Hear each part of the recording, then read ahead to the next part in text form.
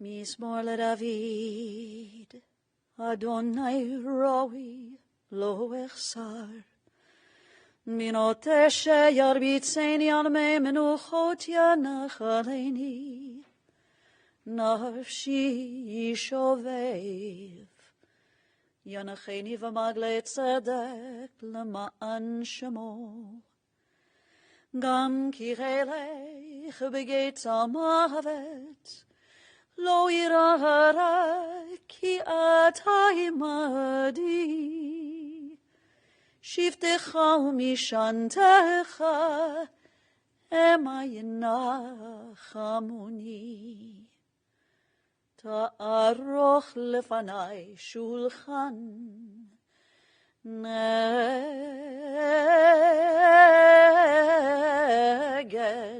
tzorirai. Dishanta vashemen roshi gosir vaya. Achto v'chesed yudifuni koyamechayai. V'shaveti b'veit Adonai l'orech yamim. Friends, I've chanted for you the words of our 23rd Psalm. In these moments when our hearts are breaking and when we are needing strength and comfort, we often turn to the psalmist. And so I invite you to recite these words with me as we say together, "The Lord is my shepherd, I shall not want. He maketh me to lie down in green pastures. He leadeth me beside the still waters. He restoreth my soul. He guideth me in straight paths for his name's sake. Yea, though I walk through the valley of the shadow of death, I will fear no evil, for thou art with me. Thy rod and thy staff, they comfort me. Thou preparest a table before me in the presence of mine enemies. Thou hast anointed my head with oil. My cup runneth over. Surely goodness and mercy shall follow me all the days of my life, and I shall dwell in the house of the Lord forever."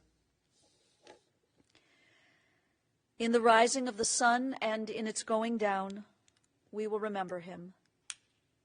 In the blowing of the wind and in the chill of winter, we will remember him. In the opening buds and in the rebirth of spring, we will remember him. In the blueness of sky and in the warmth of summer, we will remember him.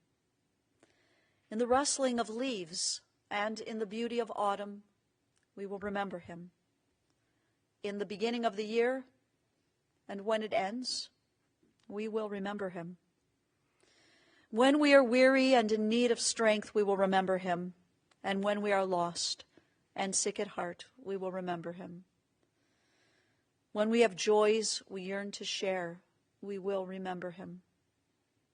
So long as we live, he too will live, for he is now a part of us, as we remember Dr. Terry Messerman. To his children, to Larry, Karen, Keith, and Ariane, and also to Jessica, Kate, and Zoe, to his brother and sister-in-law, his brother and sister, Jerry and Sandy, and his sister-in-law and brother-in-law, Gail and Lenny, and to all the members of the family and to so many dear friends, those of you who gather with us in person and those who join us via the live stream today.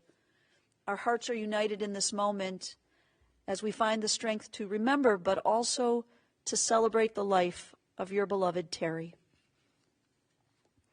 Our sages, in their wisdom, have instructed us that birth is a beginning and death a destination, and life is a journey from childhood to maturity and youth to age, from innocence to awareness and ignorance to knowing, from foolishness to discretion and then, perhaps, to wisdom, from weakness to strength or strength to weakness, and often back again, from health to sickness, and back, we pray, to health again, from offense to forgiveness, from loneliness to love, from joy to gratitude, from pain to compassion and grief to understanding, from fear to faith, from defeat to defeat to defeat, until, looking backward or ahead, we see that victory lies not at some high place along the way, but in having made the journey, stage by stage, a sacred pilgrimage. Birth is a beginning and death a destination, and life is a journey, a sacred pilgrimage to life everlasting. Terry Messerman's journey of 88 years began here in Cleveland. He was born on August 17th, 1934, to Sam and Frida Messerman. Terry was the eldest of the 6 Messerman children. His brother Jerry and sister Sandy, who are with us today, and also his brothers Larry, Richard, and Jeffrey, all of blessed memory. It seems that this large family grew up together in Cleveland's famed Kinsman neighborhood. In his childhood years, Terry was very close with his grandmother, Rose, and every day after school, he would go to her home and spend quality time with her, and she would make him her delicious carrot cookies. And Terry would also relay stories to his own children about his love not only for Grandma Rose, but for the kasha she would prepare for him, one of his favorites. Terry made his grandmother feel as if she was his favorite, and it seemed he was hers as well. Terry treasured special memories of Grandma Rose's old sewing machine and the special drawer in the machine which housed some of his toys, perhaps his marbles and jacks and baseball cards. And the two of them were quite a pair. There was a very special bond. He attended Robert Fulton Elementary School and John Adams High School, where he had many good friends and was also on the wrestling team. I spoke with you, Jerry, yesterday, and Jerry, you said your brother was a terrific brother. You described him as someone who supported you in many ways, and you also said he took care of my mouth. And that's important for brothers to do for one another. Jerry, you said that he was a very good friend, and you also stated how grateful you are and how blessed you feel that he gave you 4 amazing nieces and nephews. And Sandy, his sister, when I spoke to you, Sandy, you remember a brother who in high school was president of the student council, and you remarked your brother was quite handsome, and so was Jerry. And because of this, Sandy, you remembered all the girlfriends of yours would hang out at your house and debate who was more handsome, Jerry or Terry.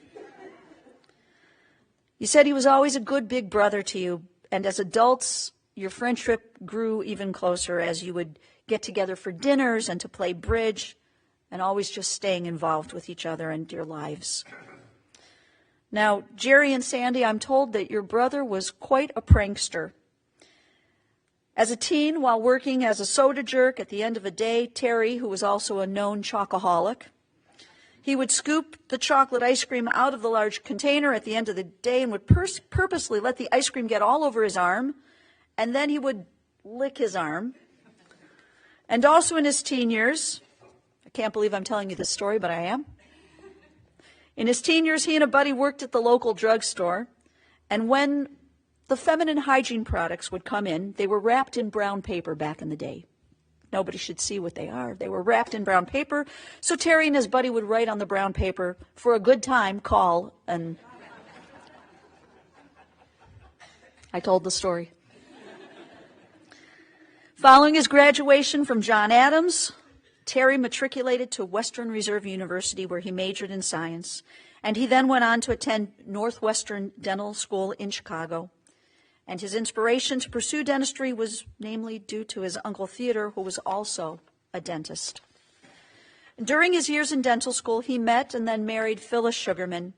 They married in 1957, and this union brought forth their 2 children, Larry and Karen. His life's career was in the area of restorative dentistry. I thought about the things that we all take for granted when I was listening to his children talk about how proud they still are of their father's career in dentistry. The things we take for granted, like just not being in pain, chewing and smiling, not just smiling, but smiling with confidence. These make people's lives better. And Dr. Messerman helped many people, and he changed many lives for the better. Once when Ariane was supposed to write some sort of paper for maybe elementary school, I believe, maybe middle school, she decided she had to write about one of her parents' careers, and she decided to interview her father. And when she asked him what he did as a dentist, he explained, "I'm making art." And I think this is how your dad approached his profession, as an artist. He was a perfectionist who was meticulous in his work, and he was respected for his excellent work and for his dedication to his patients. Dr. Messerman was the kind of doctor who always made sure to call patients nightly to see how they were doing from a procedure they had had earlier that day. This meant a lot to his patients, and it was important to him. As his career progressed, so did Dr. Messerman's interest in a science-based philosophy known as biological compatibility. Terry was a pioneer in this field and was always driven to gain more knowledge and to improve every aspect of his life's work. When thinking about Terry's drive and tenacity, one might be compelled to recall his dedication to his very own physical fitness. Terry, for years, was a long-distance runner. I believe he ran 6 marathons. And when his legs would no longer allow him to run in that way, he moved over to cycling, and he would bike 12 miles a day up until the age of 86. He was quite involved with the JCC, the Jewish Community Center, especially the one located in Cleveland Heights on Mayfield Road. And one day, as Terry was running on the outdoor track, he met Maureen D. A courtship ensued, and they married in 1986. And Maureen, while the marriage did end in divorce, the two of you together brought forth 2 amazing children, his 3rd and 4th child, Keith and Ariane. And in speaking with his children, with Ariane and Keith, Larry, and Karen, they all remember a father who they described to me as loving and affectionate. They said he wanted to love and he wanted to be loved. You said your dad was silly. He had a wonderful sense of humor. And you described to me a dad who was always generous, a man who was both a good talker and a good listener. You all knew a dad whose heart and soul were filled with a passion for the arts. He loved the Cleveland Orchestra, the Cleveland Playhouse, the ballet, and Terry was a Jacques Brel fanatic. You admired a father who, after his divorces, was able to enjoy meaningful friendships with your moms. And you had seen a father who had this immense appreciation for beauty in the world. And he himself added beauty to the world through the lens of his camera with his stunning photography. Your dad loved films. There were the very documentaries that he wanted all of you to watch. Sometimes he pleaded for you to watch them. And he was on his way to watching what had been named the top 100 films of all time. You described your dad as a voracious reader and one who also read the Sunday New York Times. And yes, he did the New York Times crossword puzzle as well. And you remember a dad who was interested in politics, but not just politics. He made sure to be an advocate for social action and racial justice. You knew a dad who appreciated the little things in life. When he lived in that century home out in Geauga County, he just loved to go out and chop wood. He loved to sit and watch the water. And one of you mentioned how he would sit and just watch the colors change on the trees, on the leaves, as the sun would move through the sky. This made him very happy, these little moments. But I think, as the 4 of you know, nothing made him happier than the 4 of you. And while meeting with his children yesterday, I saw 4 children who so deeply cared for their dad and who, especially in his last months and weeks, were very much there for him. You were with him in some of his most wonderful times, and you were also there when he needed you the most. And this, for Terry, is truly his greatest blessing. Terry Messerman was a past president and longtime member of the International Academy of Oral Medicine and Toxicology. He also served on the Board of Trustees of the Jewish Community Center throughout the late 1970s and into the mid-1980s. Friends, with heavy hearts, but with grateful hearts, we join with the sages today. We join with our people as we declare these words of Zichron Livracha. We pray that the memory of Terry Messerman and the good deeds he performed here in the land of the living, that these will always be for us a blessing. And to this we can say, Amen. We are taught that words which come from the heart always enter to the heart. Two members of the family have words they want to share with you today, and first I would like to call on his son, Larry.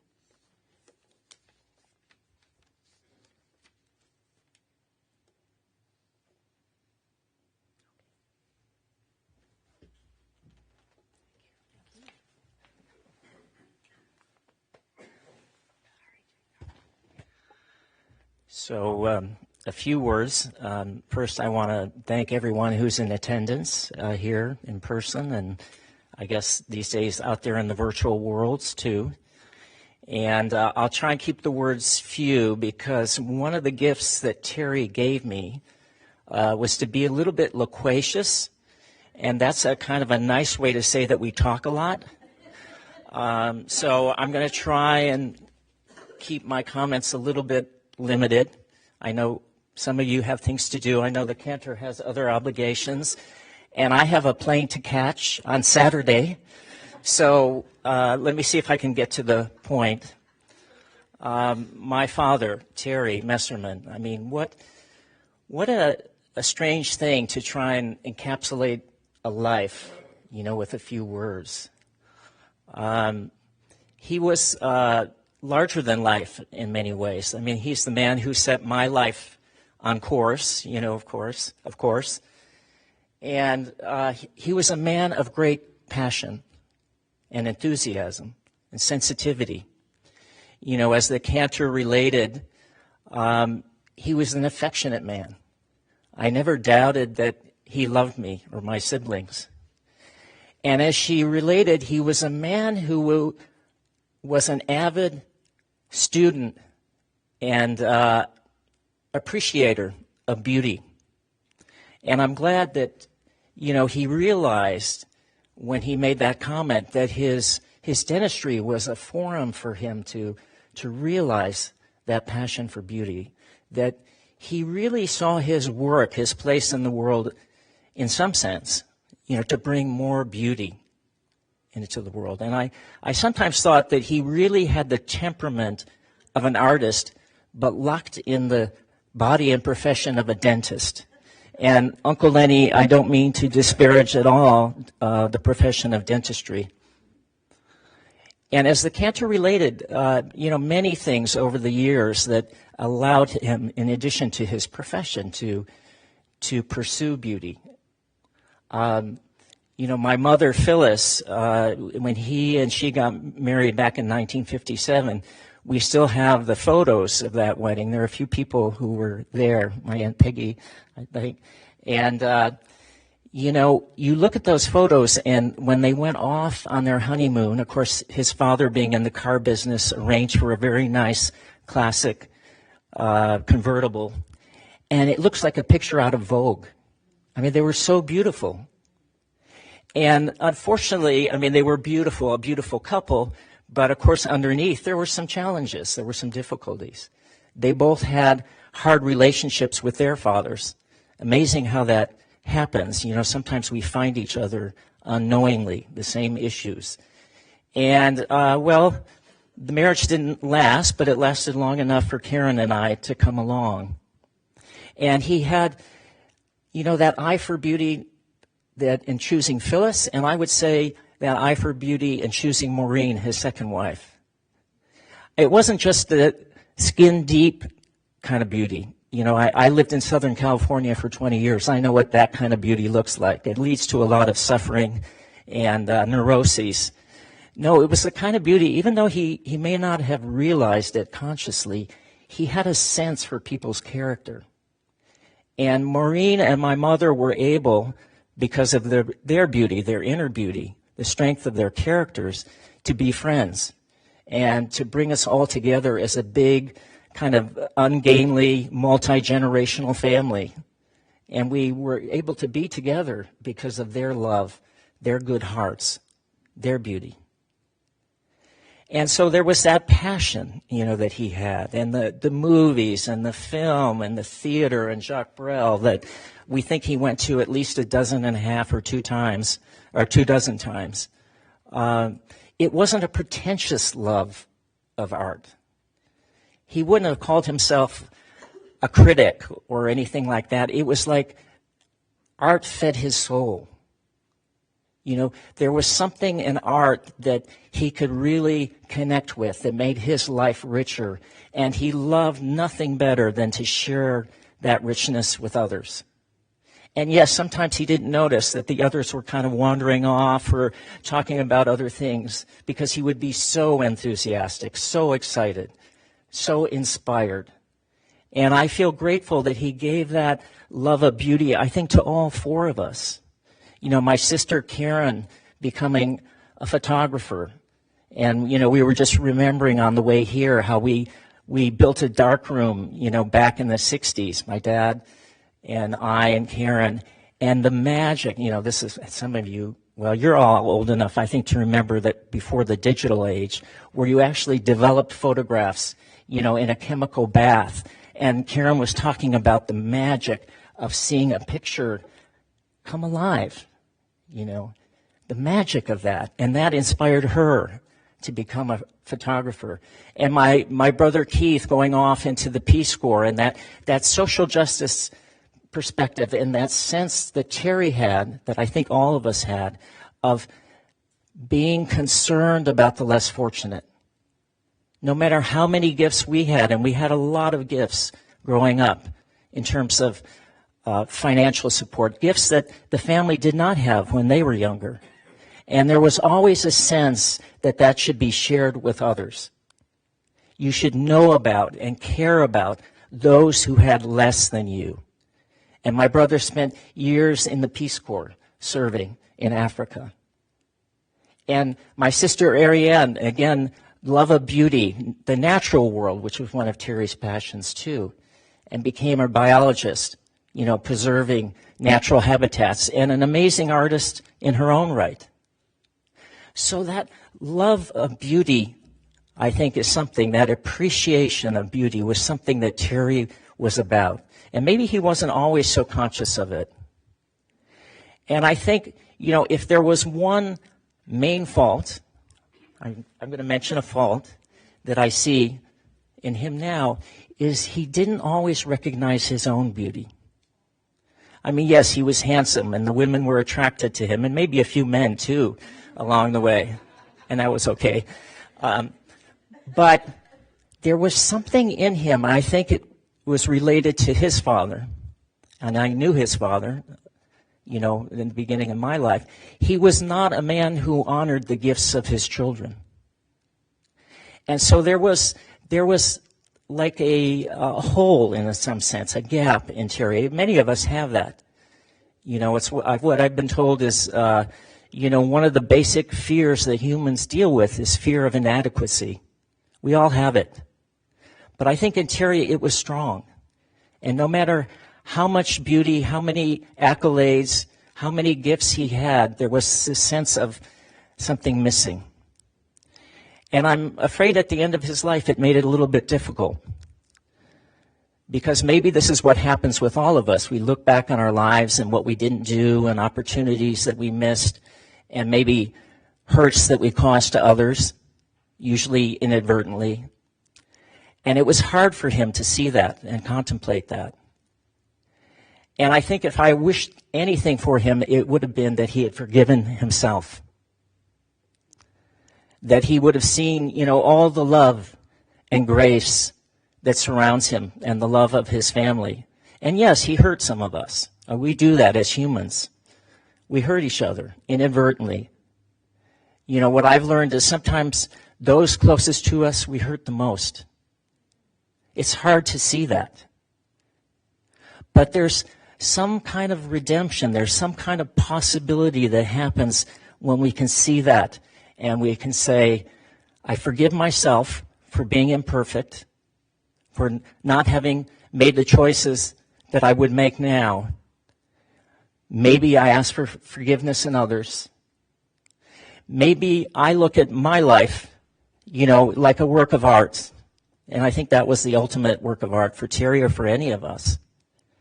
It's a work of art that's never quite complete, that's always in process.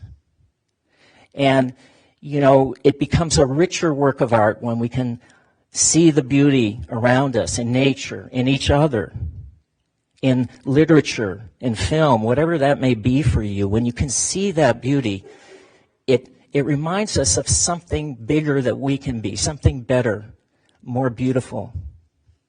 And I think Terry had a hard time seeing that at the end. Even so, I can imagine him being here now, in some sense. I'd like to think that he's here watching us, his spirit.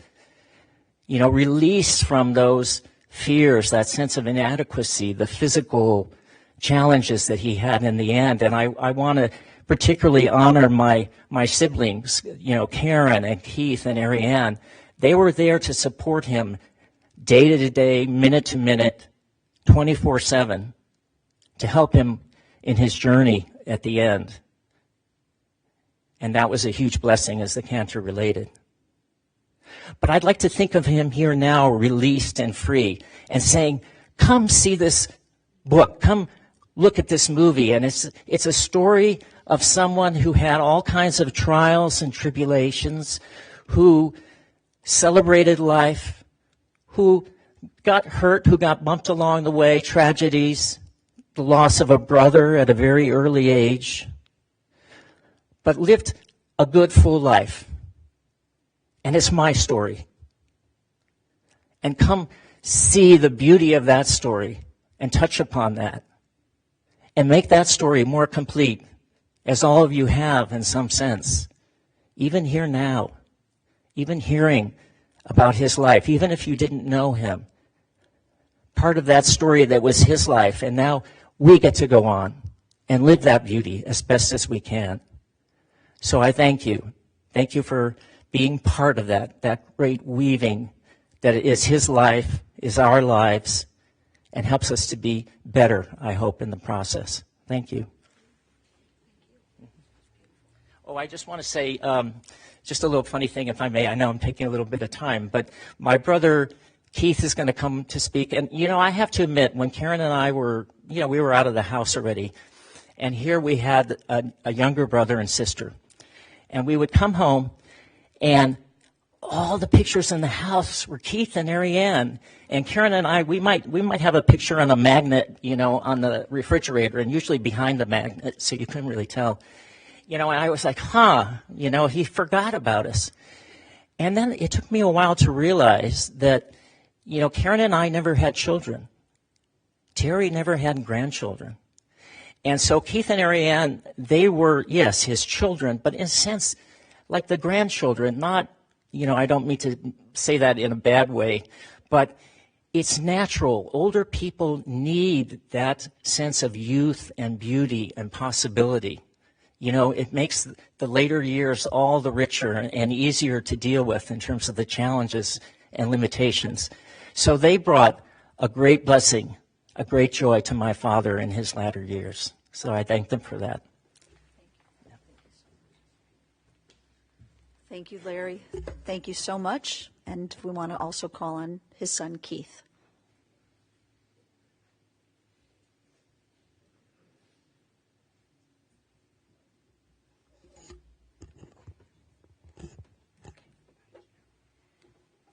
Good morning, everybody. As Larry already said, I do want to thank you all profoundly from the bottom of my heart for being here. And I want to take the chance to do this now. I prepared some remarks that I'd like to read to you, just some stories from my childhood, some experiences I had with my father, and I very likely won't be able to get through that. Cantor Sibo said she'd give me a swift kick in the ass, but I might not be able to, really articulate how grateful I am that all of you are here. Dear family, dear friends, former patients, former colleagues, the latter two of which are really just dear friends, of course. For those who are joining virtually, those who can't be here today that wanted to be here, all of your love and support means so much to me and my family. I can't say this enough. I really appreciate you being here. Thank you.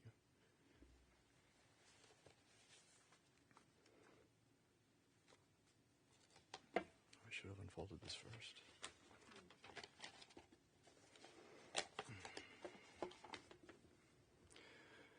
One summer day when I was 6 years old, my dad and I were playing baseball in the backyard of our house on Oakwood Drive.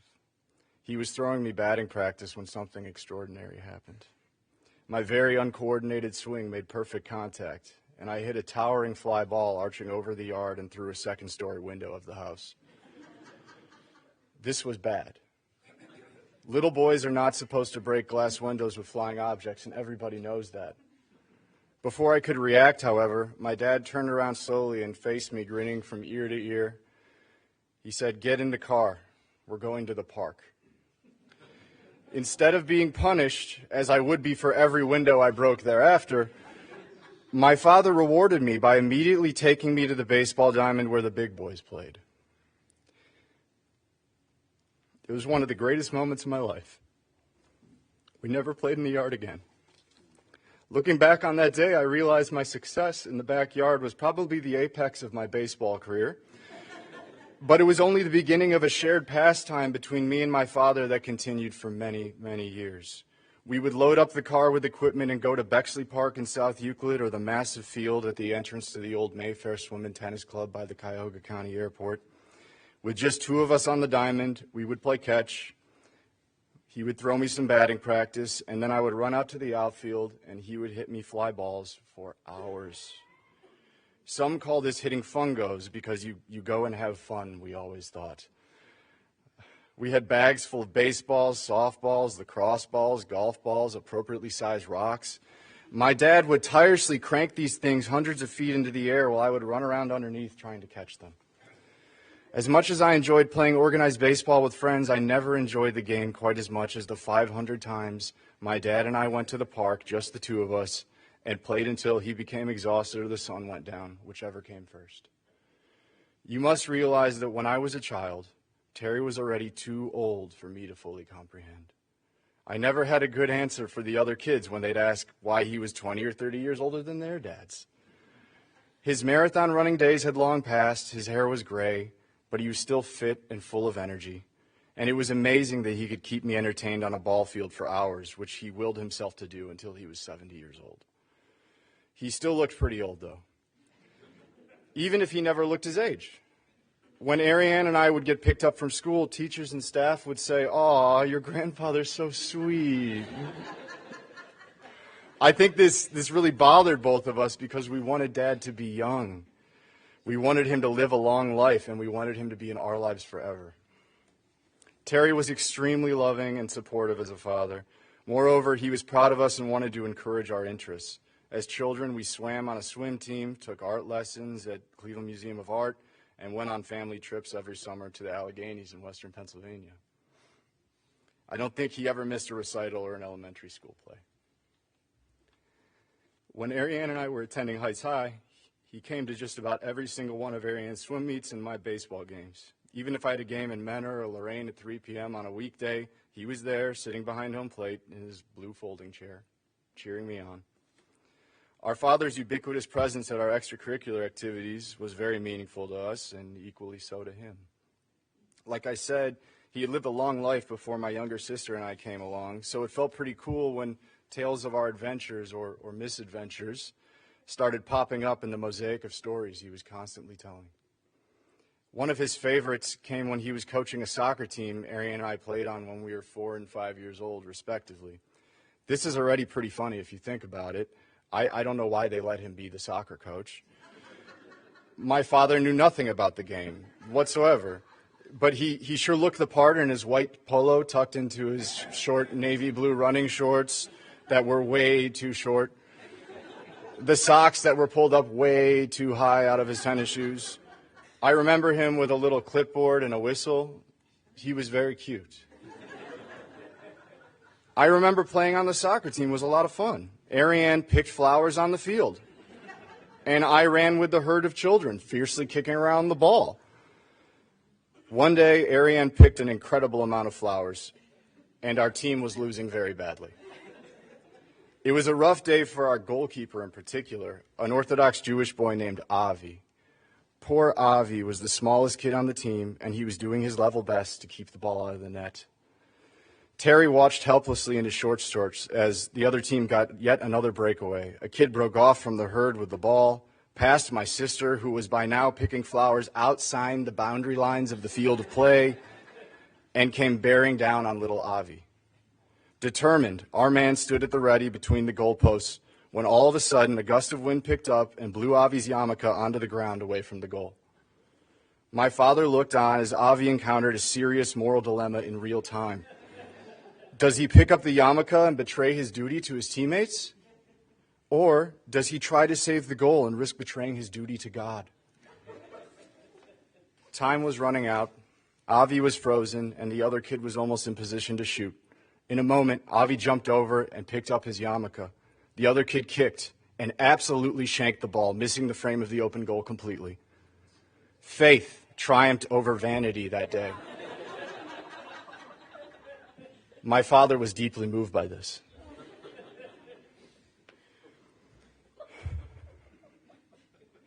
I feel incredibly fortunate to be my father's son and to have shared such a strong bond with him. I lived with him until I went to college and frequently rattled the foundation of that bond to its core as I navigated the vicissitudes of my teenage years, or worse, my early 20s. Terry was always worried about his children's safety and well-being, and I can assure you that when I was between the ages of about 14 to 22, I left him with a considerable burden to contemplate.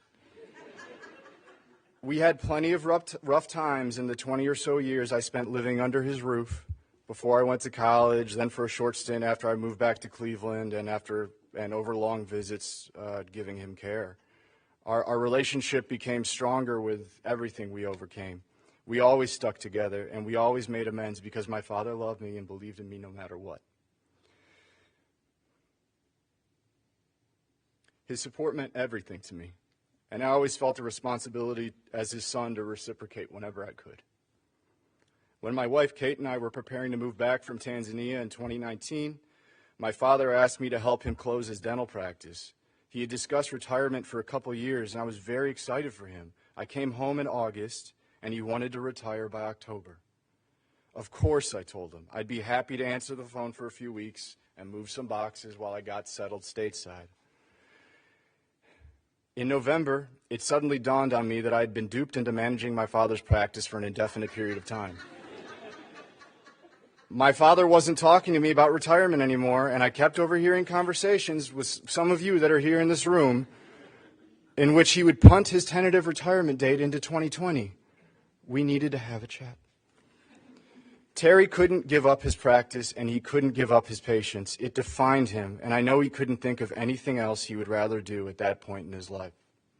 I don't know if the idea of retirement ever actually appealed to him. We established that he would retire in the spring of 2020 and that we would fill the schedule to treat as many patients as possible for them because he wanted to help as many people as he could before he retired. He was 85 years old, but he still had a lot of unfinished teeth business to take care of. Terry came down with pneumonia just before Thanksgiving of 2019, and it was shortly after the holiday that a scan confirmed a malignant lesion in his left lung.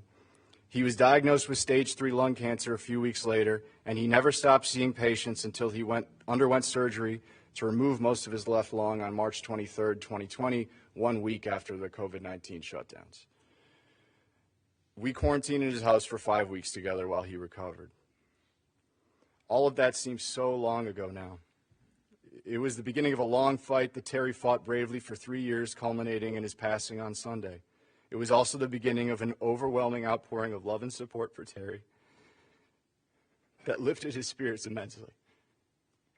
When he finally announced his retirement, nearly every patient in Terry's practice reached out to congratulate him and wish him well in his battle against cancer. He received calls, letters, texts, thanking him for his work and praising his character, and I think that made stepping away from his profession of 61 years a little bit easier for him. He was receiving constant reminders of the positive impact he had on others.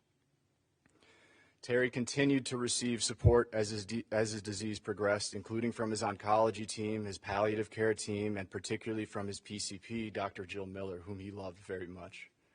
None of the trials of chemotherapy or immunotherapy would keep him cancer-free, but they seemingly slowed the spread of cancer and afforded us some more time with Terry.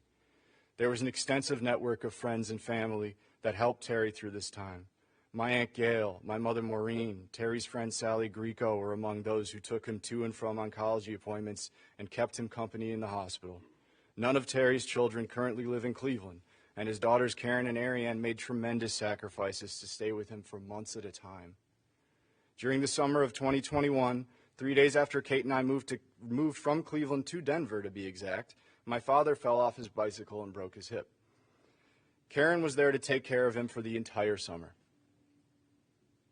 Ariane worked remotely from our father's home for long periods throughout the pandemic, and she was instrumental in mentally preparing our father for a move to a more sustainable home, a more sustainable living situation. She found an apartment for him in the village where he lived until this last year of his life, and she ultimately helped him downsize and pack up every single thing for the move in February of 2022. I really liked the apartment that she found. I liked Terry's apartment in the village. I thought it was the perfect size for him. There were no stairs, so it was much more suitable than his previous home. And most of all, I will always think of it as a happy place, given all the love and affection that was showered on my father during his time there. All the visits you paid him, and the phone conversations you had with him, and the letters you sent him really mattered. We found some of the most beautiful letters from friends and family on my father's desk this past week. Some were several years old. All the little acts of kindness you showed Terry went a long way. He felt it. As my Aunt Sandy correctly stated yesterday, Terry loved to be the center of attention. And that he absolutely was in the last year of his life. I was always relieved because Karen and Ariane were with him almost constantly. We had many conversations between the three of us about how we can provide our dad with coverage and ensure that one of us would always be with him. But Terry did not want to die, and I always understood him as someone who greatly feared death and dying. His disease caused him to endure a lot. He had that terribly violent cough that he found embarrassing and led to some hesitancy to join social situations. He was becoming increasingly fatigued, too. It was difficult for him to accept when he finally started hospice care just a few months ago. It took him some time to open up to his nurse, but she won him over, of course. My family is still in awe of the incredible level of care provided to my father by the Hospice of the Western Reserve. Everyone we interacted with was amazing, and they taught us how to keep Terry comfortable right up to the end of his life. Whenever I spoke to friends in Cleveland, these friends in Cleveland, they would ask how Terry was doing and if there was anything they could do for him. He never had any shortage of people who would have happily taken time out of their day just to go and help him. He went to family dinners at Sandy and Lenny's, at Jerry and Gail's, and at his niece Bess's house. Friends and family members regularly dropped by to bring food and check in. All of these visits and dinners made Terry endlessly happy. Terry's fan club was still growing, however, and my friends Julie and Megan in Denver also felt compelled to get in on the action and send Terry some love. They sent beautiful flowers and supported me when I traveled to Cleveland to be with my father. Julie, who is my boss at the Denver DA's office, just so happened to be in Mexico and Chicago recently, so Terry spent his last days enjoying mezcal and deep dish pizza, two of his more notable vices, straight from the source. Incredibly thoughtful acts like this made him feel very special. It was so sweet that he was making new friends even at the end of his life. Last week, while Ariane, Karen, and I were all working in shifts to stay with Terry 24/7, we received some welcomed reinforcements when Ariane's partner Zoe and my partner Kate arrived. Zoe was incredible, cooking delicious food for everyone and supporting Ariane, who was shouldering a tremendous burden. Kate surprised us all when she moved a medical school exam at the last minute and flew to Cleveland last Friday night. When she walked in the door of his apartment that night, he had one of his final lucid moments and exclaimed, "Oh my God, it's Kate!" Pulling her in close for a big hug. He was so happy to see her. I'm so happy she's here, and got to say goodbye to him. I was very moved by all of the gestures of kindness, big and small, that made my dad feel loved at a time when he really needed it. to all of you that made him feel special, and there are a great many of you here. I am so thankful.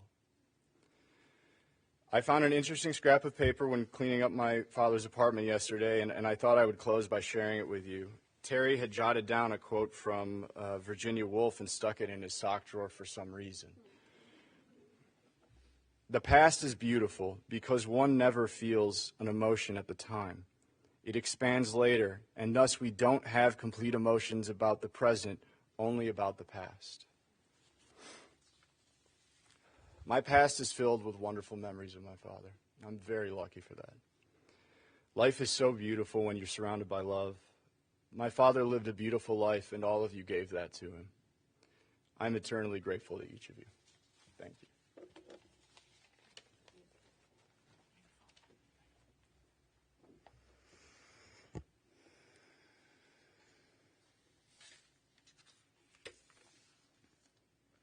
Thank you, Keith.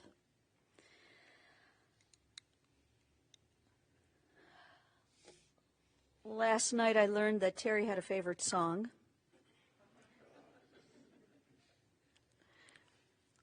And I listened to it. It's a beautiful song. I don't know the song. But I found some music and some words. It's in Spanish, and the title is Gracias a la vida, which means thanks to life. It's very fitting, isn't it, in this moment? So I'm going to do my best to honor a song that was one of his favorites, perhaps his favorite, and I'll share with you the first and last verse. Gracias a la vida que me ha dado tanto, me dio dos luceros que cuando los abro, perfecto distingo lo negro del blanco, y en el alto cielo su fondo estrellado, y en las multitudes el hombre que yo amo. Gracias a la vida que me ha dado tanto, me ha dado la risa y me ha dado del llanto. Así yo distingo dicha de quebranto, los dos materiales que forman mi canto, y el canto ustedes, que es el mismo canto. Y el canto de todos, que es mi propio canto. Gracias a la vida que me ha dado tanto. Gracias a la vida. Friends, before we conclude our service with the El Maleh Rachamim and then the Mourner's Kaddish, let me share just a couple announcements with you. For anyone wishing to make a contribution in memory of Terry, the family has suggested that you might consider one of the three, either the Greater Cleveland Food Bank, the Holden Arboretum, or the Hospice of the Western Reserve. The family will be receiving visitors at the home of Sandy and Lenny Weiss, located at 16 Hyde Park in the Village. Visitation will be today from 2 until 6 p.m. and also tomorrow from 3 until 7 p.m. As you are able now, I invite you to please rise for the memorial prayer El Maleh Rachamim.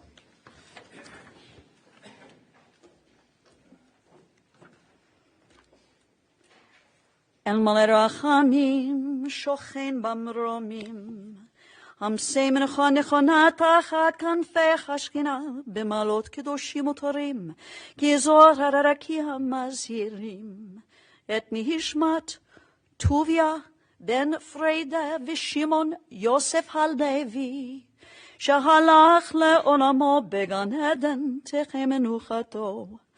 Anal barachmim hastirehu beseter knafech leolamim v'titzror bitzror hachaim et nishmato Adonai hu nechalato v'yanuach b'shalom amishkavo v'nomar Amen. O merciful God, who dwells on high, who is full of compassion, grant perfect rest beneath the shelter of your divine presence among the holy and pure, who shine as the brightness of the firmament.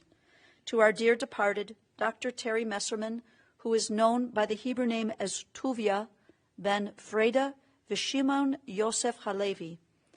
To Terry, who has gone now to his eternal home. May his soul be bound up in the bonds of eternal life, and grant that his memory inspire all of us to noble and consecrated living. And to this we say, Amen. We turn now to the words of the Mourner's Kaddish, and we recite together. Yitgadal v'yitkadash shemei Rabbah, be'alma divra chirutei v'yamlich malchutei, b'chayechon u'vyomechon u'v'chayei d'chol Beit Yisrael, ba'agala u'vizman kariv v'yamru Amen. Yehei shmei Rabbah mevarach leolam olamei almaya. Yitbarach v'yishtabach v'yitpa'ar v'yitromam v'yitnaseh v'yithadar v'yitale v'yitalal shmei d'kudisha b'richu.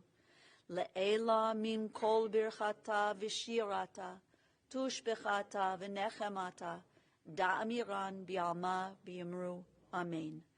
Yehei shlama Rabbah min shemaya v'chayim aleinu v'al kol Yisrael v'yamru Amen.